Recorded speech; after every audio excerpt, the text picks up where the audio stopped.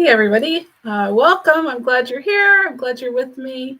And this is going to be great. So, I'm going to start with the introduction today, and then we're going to actually start the first chapters. Hopefully, I can get through one through three, and that will how that goes. That's my goal today. So, here we go. This is Path of Life by Ou Wen Wei, and this is book 3. And this is the foreword to the book. The true eternity of life and the freedom of man. Have you ever imagined what the future world will be like? I am sure there are many people who would freely answer yes. Can you imagine being part of a wonderful world of the future? That is a more difficult question to answer. Though I have had many experiences, yet I, as a man who lives in reality, still do not dare to make an affirmative reply. Yet Pangu gives a clear answer for all people. It is possible for everybody to be admitted into the future eternal world. What counts is one's own effort. How nice it sounds. What counts is one's own effort. How can we do our best? Well, you will know the answer after reading this book. What do you imagine the standard would be for qualifying for this future world? Have you ever considered in detail how such a world would work? Can you conceive the kind of wondrous future that is described in this book? As for me, I was truly excited when Pangu revealed it in my mind, as it was indeed the finest, a perfect world. Yet at the same time, the extreme beauty of it aroused a suspicion within me. Could it really come true? Why this suspicion? Because the image of this future world is so far from the reality that mankind has experienced since the beginning of its existence. We people have been so miserable. How could we possibly even imagine such a wonderful world? Doesn't it go against all normal thinking? Nevertheless, after more than 10 years of agonizing torture, I have come to think that such a wonderful world can come true, for it will represent the product of mankind's incalculable blood and tears, our distress and suffering, as well as the crystallization of all our efforts to achieve a state of benevolence as we undergo difficult and bitter tempering. May all the people who have suffered tortures in this world enter into that eternal world. So now, chapter 1. Oh, what a wonderful world.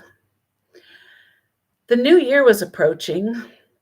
The day remained overcast with the north wind blowing as I dragged my exhausted body back to my small prison. The author refers here to what was commonly called a cowshed during the Great Cultural Revolution. Now came the period of my greatest comfort in the entire day. Stretching myself comfortably in bed or leaning back in my chair, I could have had a good smoke or two, letting my exhaustion drift away with the floating smoke as I savored its strong burning smell. Finished with my cigarette, I sat there quietly thinking about fetching some cold water to douse on my face, when a soft-hued, beautiful picture appeared in my mind.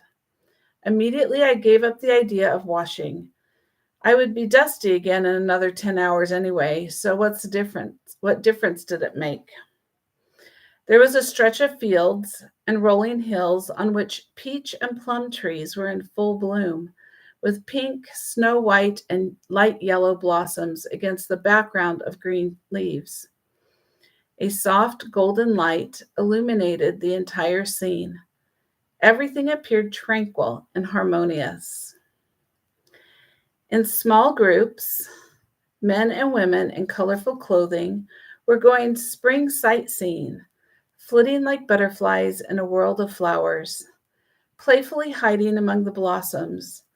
Charming young ladies made it hard to tell which was a fresh flower and which was a smiling face. Boys played around the trees, chasing each other, bursting with youthful vigor. Not any trace of any kind of worry or distress could be found. I was intoxicated with the scene, full of joy for their happiness. Then in my mind, I heard a low voice reciting the line of a verse in a natural, unsophisticated way. Peach and plum trees in early spring vie with each other in blossoming. The, the reciter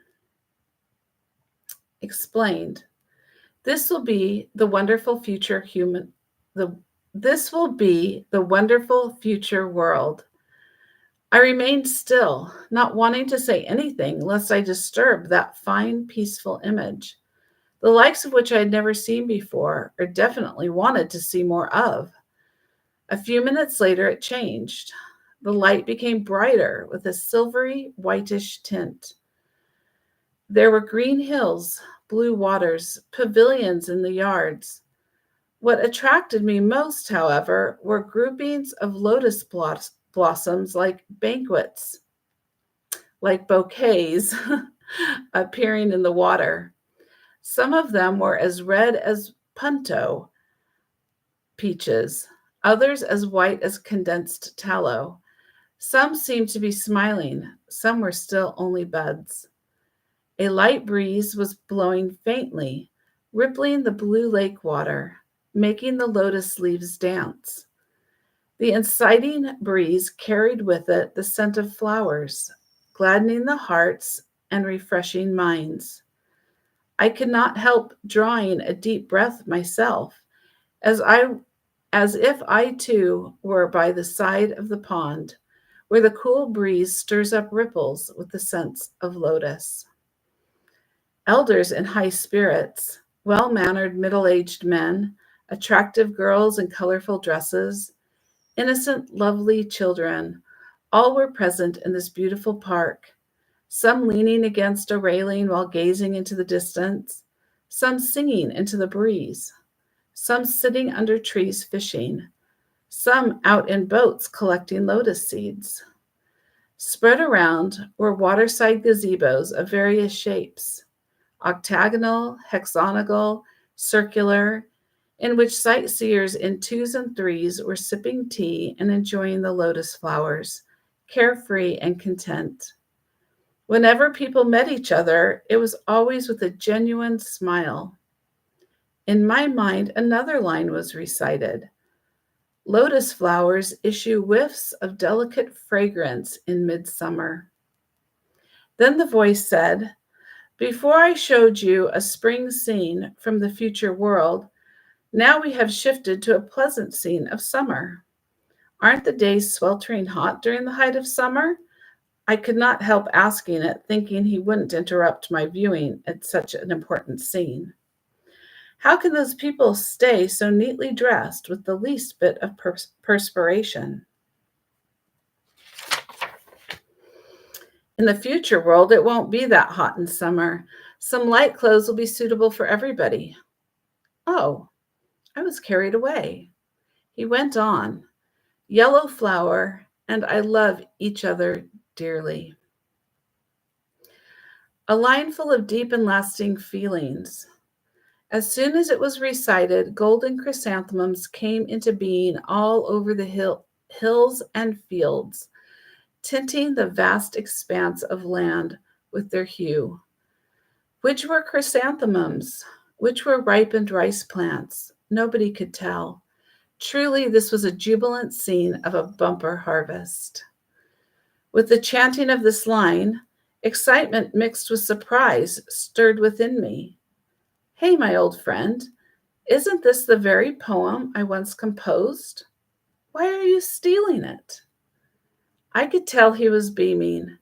So calmly and confidently did he reply, I'm not stealing it, simply revealing its authenticity. Didn't you call it the poem of the four seasons? The scenes I am showing you now are none other than those of the four seasons, full of poetic flavor and rich emotions. They are from the future world that Emperor Pangu the Great has already envisaged. You composed the poem at the beginning of 1972, before you made my acquaintance. I'm sure even in your dreams you had no idea that it was represented such precise depictions of a future world this wonderful. I nodded, saying to myself, that's right. Spring was just then beginning. Everything on earth seemed to be reviving. It was a time full of life and vitality. Emotions stirred in my heart: love and the yearning for the human world, admiration for my brave, undaunted, virtuous wife. And I became determined to compose a poem based on well known flowers, the ones most associated with each of the four seasons. My beloved wife I compared to a chrysanthemum that survives the summer rain and the autumn wind and yet still radiates a golden smile. I had no idea my poem would be so closely related to any scenes from a world of the future. On the other side of my brain, there now appeared that incomparably huge chrysanthemum that represented the future golden world. The golden mountain also appeared as well as a soft golden rays of light illuminating all of heaven and earth. Meanwhile, in the ongoing picture, the many chrysanthemums were all in full bloom, and a bumper harvest of crops was evident. Joyful people displayed their emotion by dancing and singing in an open fields, or lying tipsy among the flowers, or working on the rolling seas of rice fields, sickles in hand. Once more I was surprised.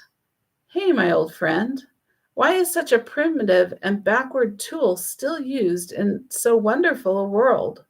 Why do people have to undergo hard physical labor? He laughed, but his laugh was unsettling. There will still be manual labor, but it will by no means be of a tiresome nature, rather a kind of pleasant diversion people eagerly do voluntarily. Look, in an instant, piles of rice like small hills appeared in the fields. People's yards were filled with rice too. The setting sun was glowing. The golden rays of light were glittering. What a golden world! Oh, happy people, I thought, enjoy to your heart's content. Even the whiffs of smoke from the kitchen chimneys, almost too faint to be visible, added to the captivating, pleasant atmosphere, as did the luxuriant yards and gardens, bordered by flower blossoms, arousing people's admiration. Oh, human world!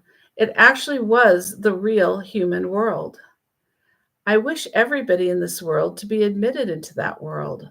The words came out without thinking. My blessing was followed by the appearance on the earth of another beautiful, incomparable sight. Hundreds of flowers were blossoming on the hills at the feet of mountains, in fields and in yards, vying with each other for wonderment and beauty. Peonies as big as bowls looked especially enchanting. Bright red, pure white, purple, green, black, all colors. Clusters of cymbidium gave off faint fragrance. There were also Chinese herbaceous peonies, camellias, azaleas, tulips. Many of them I was seeing for the first time, so did not know their names. Never had I seen so many flowers. It seemed to me that even if all the flowers in our present world were shown together, there wouldn't be this many. It was the first time, also, that I was seeing flowers with so much color. By comparison, ours seemed inferior. Even those depicted in the most beautiful paintings could not match the romantic charm of these. There were so many flower terraces that I could not differentiate the land from the gardens. It was absolutely a paradise of flowers.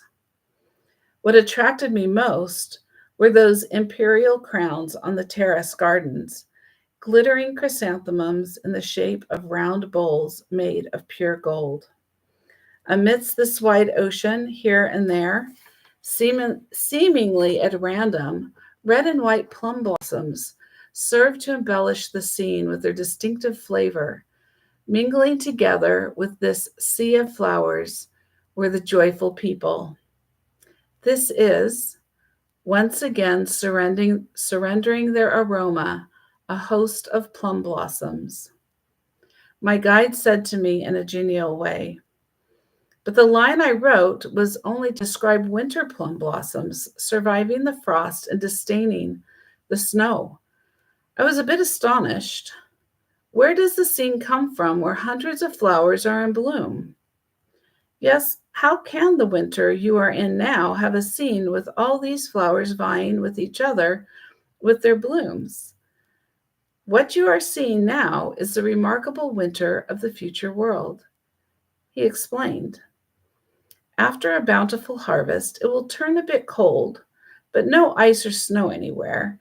After celebrating the harvest, people will be busy visiting their relatives and friends, or they will go traveling, taking in the beauty of the scenery all over the world. Then they will return to their comfortable, cozy homes, where they eagerly prepare to welcome the coming of the new year. Here and there, plum blossoms appear, the first to bloom, followed by various favorites blossoming one after another, proclaiming the coming of the New Year's festival, the grandest and most pleasant and jubilant festival of the year. Then every family will joyfully get together and bid farewell to the old year and become in the new and welcome in the new. People will enjoy and play to their heart's content. Flowers of all sorts will be blooming in a melody of colors, adding even more to the festive atmosphere. Will the entire human world celebrate our Chinese festival in the future? I asked with some surprise. At that time, there will be no countries, only families, and the Gregorian and lunar calendars will combine into one. Chinese New Year and New Year's will be the same. And the people will be equal, free, happy, and rich? I asked, now with some doubt. He burst into laughter. It is not necessary to ask.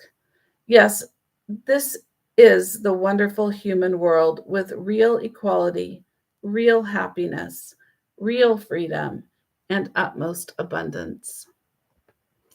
That poem of yours, he went on, consists of 8 lines, but I used only 4 of them from the beginning and end to describe the wonderful human world of the future. Do you think them suitable? Yes, yes, I agreed and could not help reciting those lines I wrote 2 years before. Peach and plum trees in early spring vie with each other in blossoming. Lotus flowers issue whiffs of delicate fragrance in midsummer. Wild chrysanthemums take pride in their cold beauty in autumn. Winter plum blossoms disdain the freezing air. Sightseers enjoy the beautiful scenery and only admire. In sacred places, people gather to celebrate the bountiful harvest. Yellow flower and I love each other dearly. Once again, a host of plum blossoms surrender their aroma. The lines went as followed after his editing. Peach and plum trees in early spring vie with each other in blossoming.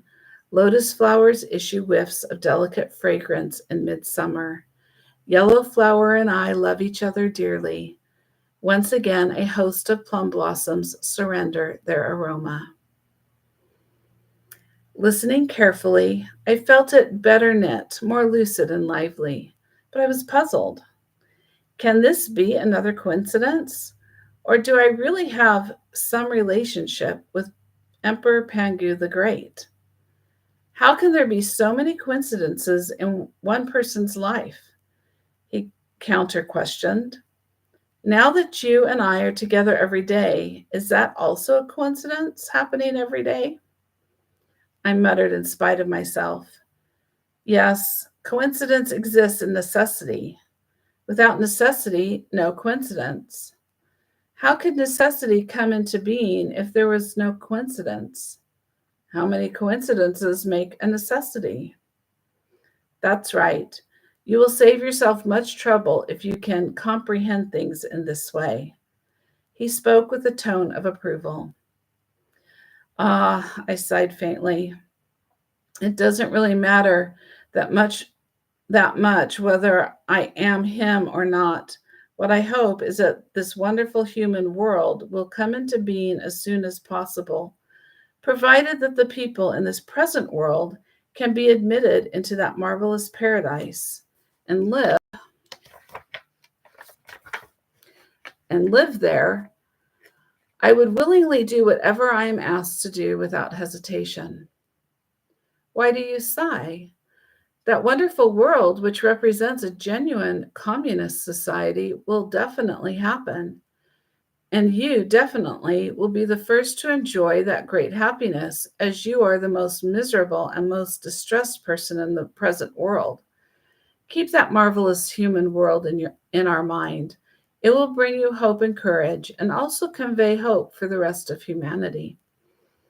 Since then, for more than 10 years, whenever I have repeated these 4 lines of verse, either consciously or unconsciously, these scenes corresponding with the poetic flavor of each line would automatically appear in my mind. Chapter 2. All are immortals. Having seen such wonderful images of the future world, I felt as if I had imbibed some extremely mellow wine. I was drunk, but I was drunk in a clear and joyful way with a sense of wonderful hope. I also seemed to have been injected with some kind of stimulant, so that an indescribable feeling of excitement was surging, overflowing the whole day in my heart. Even pulling the big wagon loaded with more than 1,000 pounds of rocks seemed easy. No wonder there was a saying, one will be in high spirits after a happy event. If such a marvelous human world really could come true, would it not be the happiest thing to happen since heaven and earth began? It made me feel extremely joyful to be the first person to know anything about the actual conditions regarding the future world. I deemed it must be for me to suffer any torments for its realization. O people, we do not get rewards without deserving them. I became even more sympathetic with and had more pity for those people who bustled about all day long around me, always seeming busy. The wheels of vehicles were rolling, people were surging. Though the city was not a big one, the streets seemed packed from morning till night with stupefied-looking people, unwilling to stay in their crowded homes, the construction of new houses always lagging behind the increase of population. No hearty songs, no natural smiles. Everybody looked as if they were deeply in debt, wearing dull countenances. They seemed also to be avoiding something, so they always appeared cautious and sometimes even terrified. All this in a country that was said to have had bumper harvests for 9 years in succession, with neither internal nor external debts, with stable prices and lively markets, where the phenomenon of begging was alleged to have long been eliminated. Nevertheless, it was in the same small city that several beggars, intolerable to the residents' eyes, could still be seen. Old, young, men, women, some blind, some crippled, they would occasionally be carried away in trucks to the police station. It made things more sightly to remove them, allowing the local authorities better to sing their own praises when summing up their work. But heaven had granted the beggars hands and feet as well as the instinct for survival, so they would come back, returning to what was paradise in their minds, as in the streets they could at least lie like dogs, prone on the ground, or stick their hands into garbage cans to enjoy the leftovers of restaurants. At the sight of this, my heart cannot help twitching and aching, though I had been suffering much distress and torment. Yet so far as material goods were concerned, I was without doubt in a better situation than they were. They were human beings too. How many agonizing people like them were struggling for existence on the brink of starvation and exposure to cold? My God, no. My universe, you are far from being just. Still in this melancholic state, I suddenly thought better of them. At least they possess the freedom to return after being driven away, whereas I cannot go home, even though home is quite close. How miserable a situation. I am worse off than those beggars. I would rather sleep on the ground and eat leftovers if only I had the freedom to go home. While thinking these thoughts, tears welled up in my eyes, but I could not tell whether they were from pity on others or sorrow for my own unfortunate lot. O Emperor Pangu the Great. A footnote. A space is left here that is the original text, indicating an additional name that has been purposefully left out. Have you forgotten the wonderful world shown last night? At that moment, my unseen companion actually consoled me.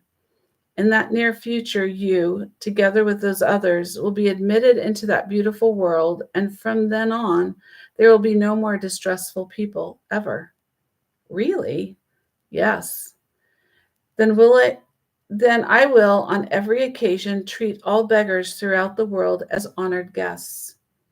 You should be more concerned with striving for the happiness of those innocent victims who have lost their freedom.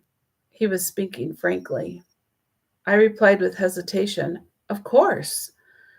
All right then, he asked um, with with a tone of consultation. What would you do on behalf of others? Now, I did become hesitant, as the meaning of others had a wide range. It might be said to cover the whole of mankind.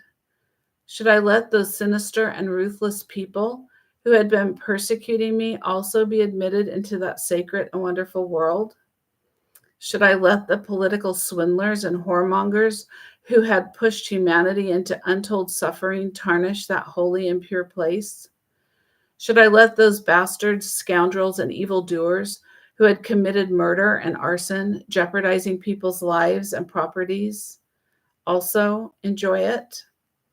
Gradually, I began to seethe with anger and hatred that made me feel that nothing less than their destruction would suffice. I will kill them all, I almost let slip. At the same time, however, I had another idea. Since it is an agonizing trial that Emperor Pangu the Great has already arranged for mankind, then he should be the one responsible for overseeing it. As to others, the judgment should be made on the basis of whether they have exceeded their limits or not. I continued more slowly. Everybody's admission should be decided according to the condition of their self-tempering. You are right.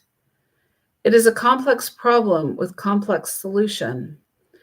I have said before that there will be a period of final judging, a stage of squaring general accounts with everybody as to their goodness and evil, so that there will be not the least bit of injustice allowed. Those who survive this stage will be the first generation of immortals in the future world. The people of this generation will be the happiest, I blurted out. They will breed the second and third generations of immortals. Yes, because they will have experienced painful tortures so that they will be able to set the example for real eternal world and will deserve love and respect from the people forever. In chapter 3. No, no, no. Again, I blurted out. Oh, excuse me. The earth will no longer be a round ball. Chapter 3. No, no, no. Again, I blurted out as I considered another question vexing mankind. The present world seems haunted by the anxiety of becoming packed full. China, for example, had been practicing the forced policies of marrying only at a more mature age and of birth control. If people entering the future world became immortal and the second, third, fourth, etc. generations followed in succession are all immortal too, how could there be room for such a large population, even with the earth full of towering buildings? Therefore, the idea of immortality is unattainable, I argued. You are really like the man of Qi, haunted by the fear the night sky, haunted by the fear that the night sky, excuse me. You are really like the man of Qi, haunted by the fear the sky might fall. He sounded pleased with himself, but it is sensible for you to put forward a question. It is possible to comprehend the future human world from the standpoint of today. There will be a few towering buildings, and people will live in kind of homes you saw last night. There will also be spacious mountains and wide plains for people to explore freely. How to settle this conflict between people and the land? I will seem rather simple after I reveal it. The earth will no longer be spherical, but will be turned into a round plate-shaped disk of land with mountains and rivers. And this land will keep expanding as the population grows. The scope of the earth's increase will meet the demand of the population. Now, is there still any conflict? You are really clever to present such a bold vision, I forced myself to smile. If it goes as you say, there will be no conflict at all between people and land. But how can the earth become flat? It is absurd even to talk about the infinite expansion of the earth, given the existence of other heavenly bodies. The problem of possible collision must be addressed. If not, there will be great disaster. It seems this plan is simply not feasible. He responded, besides the second and third human worlds created by Emperor Pangu the 26th, what world have you seen in the universe that is globular? Why should the place where humans live be a spherical body? Even Emperor Pangu the 26th himself had no set idea in mind, and he was charged by Emperor Pangu the Great for this very purpose, to create a human world. Above all, we should keep in mind the general idea, which present mankind does have a basic awareness of, that the universe is of a spherical shape and infinitely large. But we should also acquire the notion that the earth, having been created in the center of the universe, has boundless space in which to expand. Thus, the earth expresses the idea of the infinitude of the universe. Second, we should keep in mind the function of the center. The earth has its own center, the function of which is to safeguard the existence of all things on earth. From the point of view of the physics you are familiar with, this is the working of gravity, without which mountains, bodies of water, and everything else on earth would fall apart, floating and wandering about, with the earth no longer being what it is. The universe also has its center. All things in the universe expand from the center. Without the application of Emperor Pangu the Great's power, there would be no formation or development of anything. Oh, I seemed to grasp something and spoke excitedly. In fact, all things on earth are symbols whose meaning is hidden, are they not? That's right.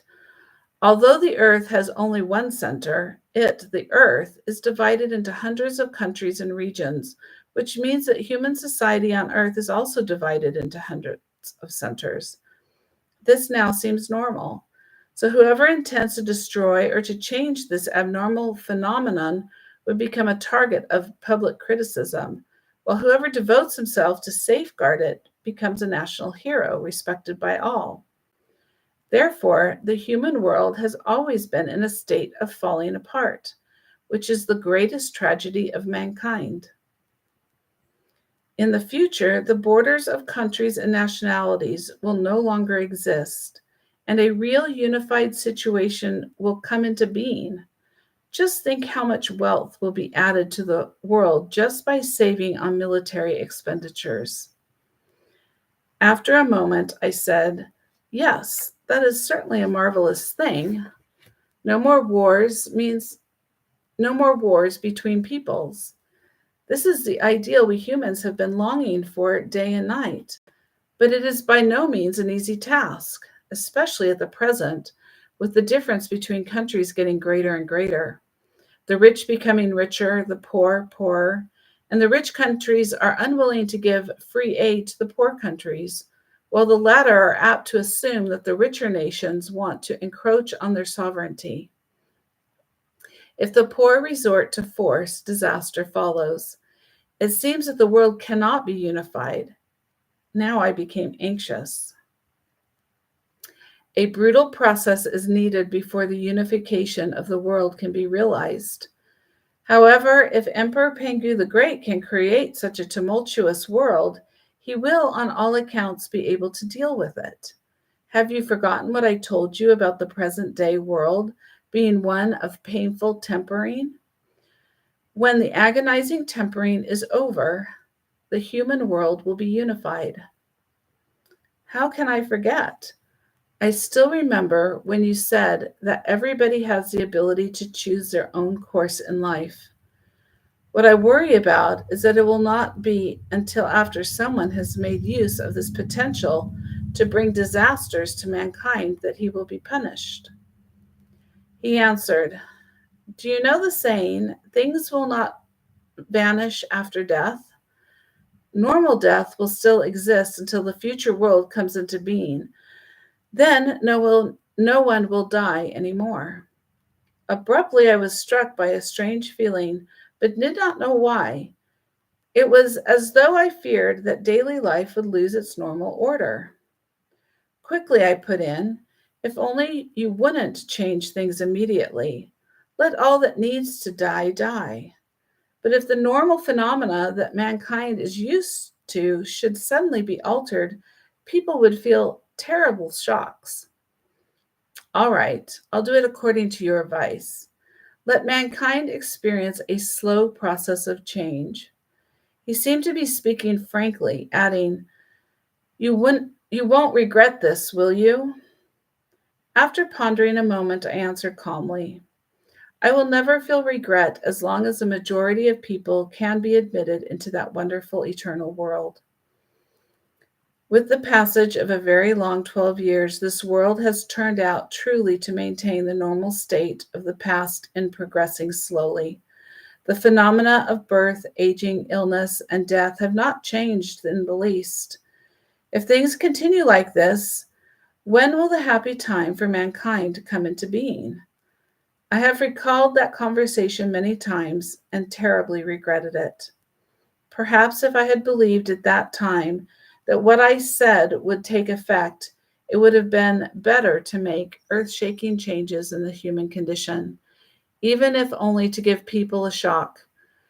Why bother with slow, seemingly endless change to such a situation as we have in the present?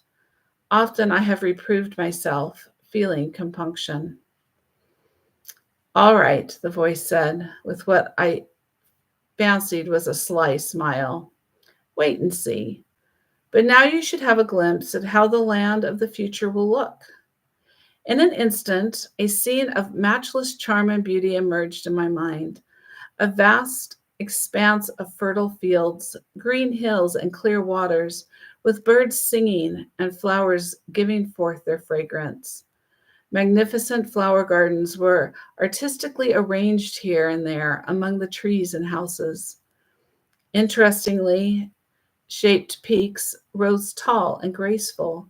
Brooks and rivers running with clean, transparent waters were glistening, reflecting silvery light. The scenery was very similar to that of the Guilin, but far superior. It's Guilin is an area in southern China. The day was fine and mild. The entire scene was faintly tinted with a golden hue. What extraordinary scenery! The vivid colors were not like those of our present world, which can be delicate, charming, even dazzling. These seemed more harmonious and pleasant, radiant and enchanting. I was sure that they would engender a pleasing, lingering feeling in whoever might see this beautiful sight. Myself felt once again intoxicated. The utmost fatigue caused by hard manual labor disappeared into the sky and clouds. As I pushed the cart, I enjoyed this rare view in my mind right up until quitting time, then even during supper. It was a pity I am not good at sketching. Otherwise I would have I Otherwise I would not hesitate to buy reams of the best quality drawing paper so I could depict those wonderful scenes from the future world. It is also regrettable that none of the many mountains, rivers, and lakes I have seen in our world could ever match the beauty. Otherwise, I would refer to them to the people I trust to share the joy I felt at that time. Perhaps this was the reason, my inability to draw, that Pangu said he would let nobody but me see those scenes, because to describe scenery in spoken or written language is less vivid than doing it by painting, and it is even less effective to compare it to existing scenery. I really do not know how to describe such scenes. Take just the mountains as an example. Every one of them was magnificent, each with its special features. How could they be described in detail? In general, there seemed to be fewer high mountain ridges, more smaller peaks. These were elegant and graceful rather than rugged, also somewhat indistinct as far as the water was concerned. There were more meandering clear brooks than there were large rivers, more lotus ponds and fish pools, reflective as mirrors, and fewer lakes. Vast and opaque, I was told that the proportion of fields, hills, and waters would be 7 to 2 to 1. Then the ground became then the ground came to an end. A belt of water about 6 miles wide circled the edge of the land, surging with whitecaps. This was the ocean. Beyond it, empty space. Looking up, I could see the sky dotted with a myriad of stars.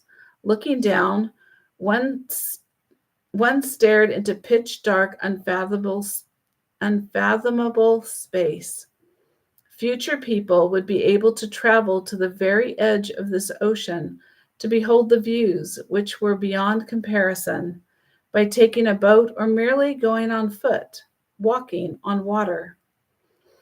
In the future, as the population keeps increasing, the land will constantly stretch out and the ocean will follow suit. Land and sea will always retain their appropriate proportion. The conflict between population and available land will never be realized. He spoke loudly and clearly. I was stung by the sight of it, as I was also from listening. An earnest feeling welled up within me. Oh, wonderful human world, pray arrive as soon as possible. Thank you for joining me today in reading from the Path of Life, and I'll see you again.